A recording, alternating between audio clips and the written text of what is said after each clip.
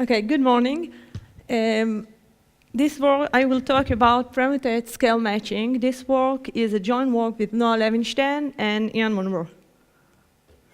In scale matching, we have a text T and a pattern P, and scaling is blow up the character according to an integer I. That means that every character is copied I times. The output are all the location in the text where there is a scale pattern that matches that location. For example, if we have the pattern BCAA, the scanning by the power of 2 gives us this pattern, and it's matched at the location 5. In permuted matching, we also have a text T and a pattern P.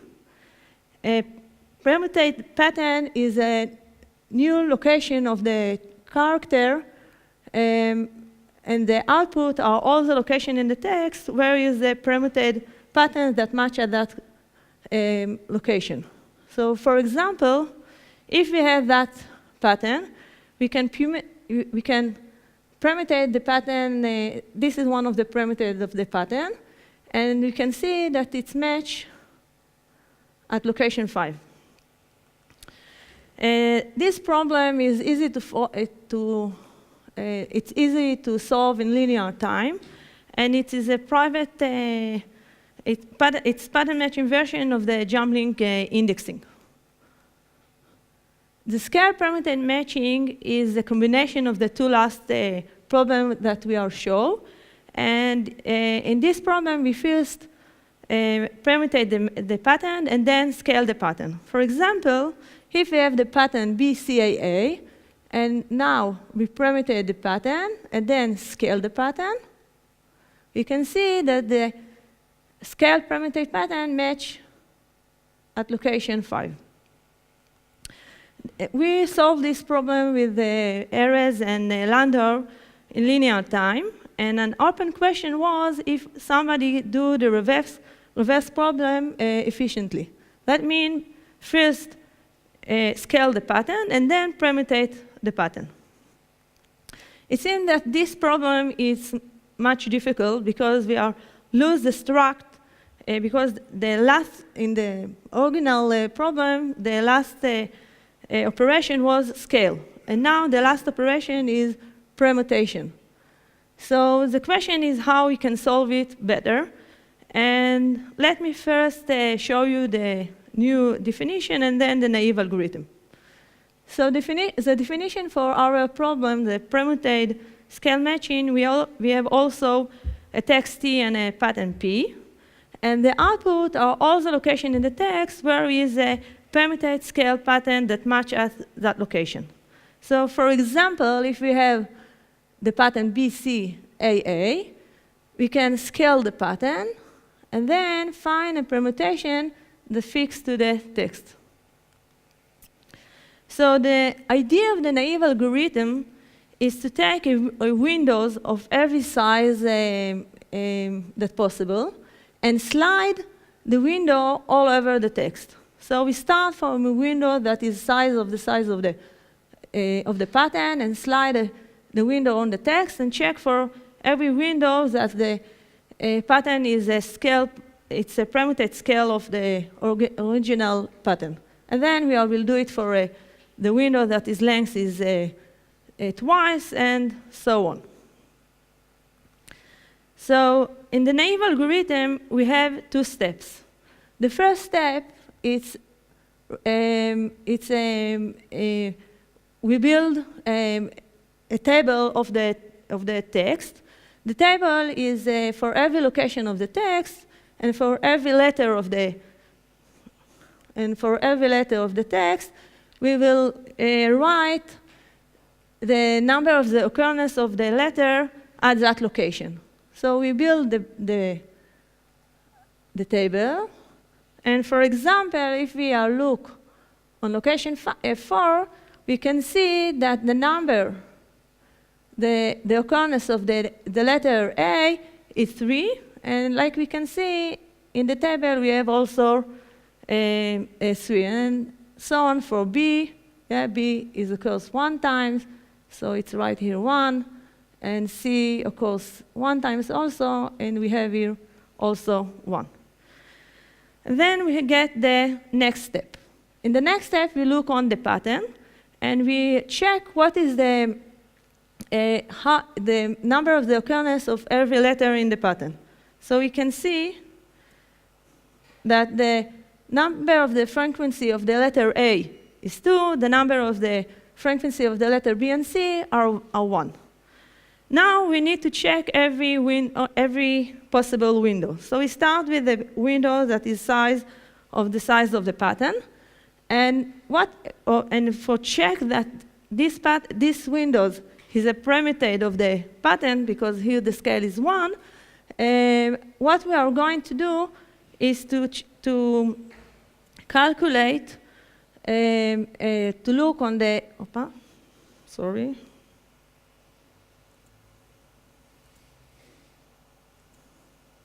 Okay. We will look on these two locations. Location 3, that is the end of the windows, and location -1, that is the beginning of the window. And what we are we'll calculate, sorry, it's not like it was, but okay. What we'll check that the difference between these two locations divided by the number of the occurrence of the letter in the pattern must be 1. So here it's all equal to 1, so we conclude that we have a match. And then we slide the window to the next location and also check if all is equal 1, and we can see, okay, something is not the same. Okay, we can see that here it's not equal to 1, so we immediately conclude that this is not a match. And then we do it so on and go to the window that is length is twice, and now also check. And now we are because the scale is equal to 2, we need to check that all equal to 2, and we have here a match. Slide the windows, check again, see that this is a match also. Slide the windows, check, see that here it's not equal, so it's not match, and so on. Okay. So the running time of the naive algorithm is n squared sigma. It's not like the organelle, but never mind. So the question is how to do it better, and or how we catch the match better than we are doing the naive algorithm. And to do that, I will show you two properties that we defined in our article. The first one is the mode equivalency, and the second one is the equal quotients. So let me show you the mode equivalent. The mode equivalent property is defined for every character sigma in the text and the frequency of the character in the pattern. We say that this property is hold for a location I and j if, sorry. Okay, we'll say that this property holds if the number of the occurrence of the letter sigma until the location I in the text modulo the frequency of the letter is equal to the number of the occurrence of the letter sigma until the location j in the text modulo the frequency of the letter sigma. So for example, if we have our pattern and the text, we first look of the frequency of the letter. So the frequency of the letter A is 2, the frequency of the letter B and C is 1. And now we'll check if these windows we have the property, the mode equivalent property. So we will check it for the location 11, that is the end of the windows, and location 3, that is the beginning of the windows. And we will going to check it for every letter in the pattern. So for the first letter, A, you can see that the mode equivalent property is hold. That means that in this window, the number of the A must be a multiplier of the number of the A in the pattern. And here, the multiplier is equal to 1. And then we are going to check it for the letter B. And we can see also that the property is hold. And also, we can see that the number of B is multiplier of the number of B in the pattern. But it's not the same multiplier. Here it's 2, and before it was 1. And also, we can see that for C, the property is hold, and also the number of C here are a multiplier of the number of C in the pattern P. So here we are, the property is hold, but of course, this is not a match. But if we are looking at these windows and we check the property, we can see that the property is not hold, so immediately we understand that we don't have a match. So this property is necessary but not sufficient. And of course, if we have a match, the property is hold. So it's not this property. The property of mode equivalent is not enough for find the match. So we must have another property that help us. So the next property will do that, the equal quotients. And let me skip about it and show you an example that explains this property. So we have the pattern and the text. And now also this definition is about the difference between, okay, we are looking also, okay, so I say it again. We are looking also about two location, the location of the end of the windows and the location of the begin of the windows. And the property is defined from every two letters. And what we are going to calculate is the difference, between the two letters related to the number of the occurrence of these letters in the pattern. So we calculate 5, that is the number of the occurrence of A in the text until location 11, divide by 2, that is the number of the occurrence of A, minus the number of the occurrence of B, divide by 1, because it's the number of the occurrence of B in the pattern. And if it's equal, we say that the property is hold. We can see in these windows, the property is hold for the letter A and B, and also hold for the letter B and C. And in these windows, we also already see that the mode equivalent is hold also. So we have here a match. But if we are looking these windows, you can see that the property is not hold, so we immediately conclude that here we don't have a match. So, and of course, also this property is necessary but not sufficient, because it can be like here that we don't have a match, but the property is hold. So we prove that if we have a match, if the substring of the text that start at I and N and J, these windows is a match, it's a scale, it's a permuted scale of the pattern, if and only if the two properties is hold. So this is give us a new idea for algorithm. We can build a table, a new table that is a pre-processing of the text. The new table will calculate for every location of the text the mode equivalent. So for every letter of the text, we are calculate the mode equivalent, and for every 2 letters, we will calculate the equal quotients. And then what we are need to do is to find all the vectors that all the vector for of the location that equal each other. Because if the vector is equal, it means that we have a match of the window that start as I+1 to j. So like we can see here, in this window we have a match, and the vectors at location 2 and the vector at location 8 are equal. So putting it all together, we get the algorithm. So the algorithm, in the first step, we build the table, like we said now.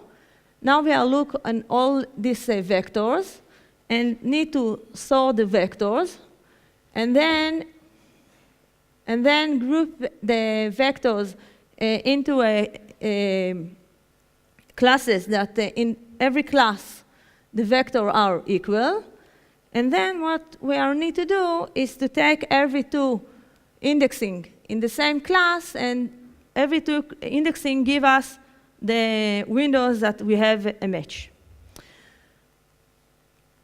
Okay, this give us, this give us an algorithm that running time is n sigma plus the occurrence of the pattern in the text.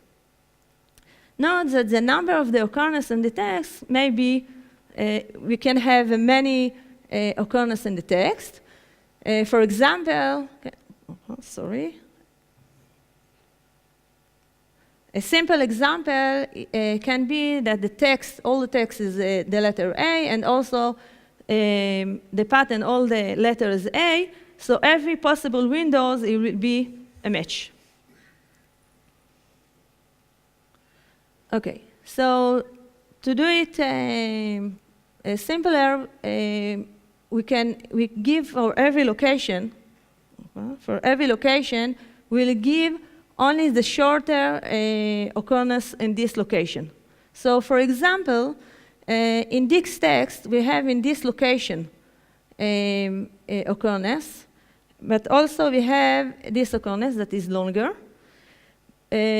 But it's enough to give the shorter one, because we have the special property that if the 2 windows are occurrence, the different windows will be also occurrence of the pattern. So if we will give only the shorter one, every 2 consecutive windows, it's also a match. So this gives us a new algorithm that the running time is only n sigma. So now we would like to do it more efficiently. And to do it, what we need is to guarantee that the vector is, need to guarantee that we made the vector quickly. And we need to compare the vector also quickly. So the idea that we can use hash. We need, okay, it's not the right version, but never mind. Okay, so if we are, okay, so what we are, to do it good, what we need that the difference between the vector will be a little change between the vectors. So in our problem, if we look about 2 consecutive vectors, so if you look of the vector of location I and the vector at location I+1, so this vector will be the change between these 2 vectors. It's not, we don't have a lot of change.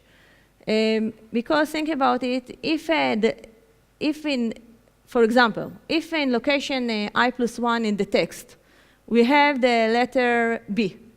So in this part, the only line that can be changed is the line of B. So in this part, at most, we have one change. And if we are look of the equal quotient part, and we say that in I plus 1, in the location I plus 1, the letter was B, so the difference can be only at the line that B is involved. So this is the two lines. So at this part, at most, only two change. Okay, this, here we can see that the change can be less than 3, and here we have only one change between two vectors. So to improve it, we can do a deterministic algorithm. In the deterministic algorithm, we use a renaming of the vectors, and then the running time will be n log sigma. And we can use a hash that's similar to what Robin Karp do, and have a randomized algorithm that running time is linear. Thank you very much.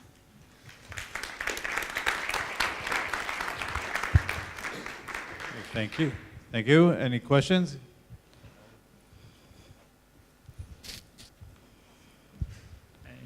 Thanks for the talk. I would like to know, do you have application for scaling, uniform scaling? If we do an application for that? No. Do you have an application where people need this type of uniform scaling? We don't. Are you speaking about scaling or scaling with permutations? No, this problem, but I was thinking also about scaling. Yeah. Okay, never mind. I've got another question. Yeah, I believe that there were many papers on scaling before, so I think there's applications out there. I mean, Hudamir is probably the best address for scaling. This is a natural scaling, but you have also a real scale. Okay. And maybe I'm just some ideas to discuss. When you have some windows, okay, shifting, in some way, one could avoid some windows because you know that the difference in the expected number of letters are too different between two different letters, so that the next window would not have enough letter of that type or that type so that you can get a match. Maybe can you shift over some windows without looking at them, knowing what we know from the window before? Doing some sort of KMP ideas, but for scale pattern matching for your problem. You want not to check all the location. Yeah. Have you thought about this? No, but we get linear time, so I don't think that we can reduce it. I mean, you must read the text, no matter what you are doing. So I'm not sure that it will be better.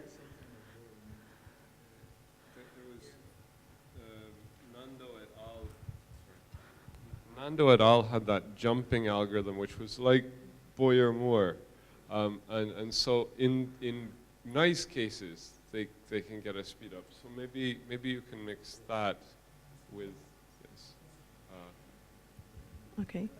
This sounds like an idea which needs to be taken offline with the time limitations. I think it would be great to have these discussions afterwards. Okay. So I think at this stage, if there are any more short questions, so let's thank Ayelet once again. Thank you.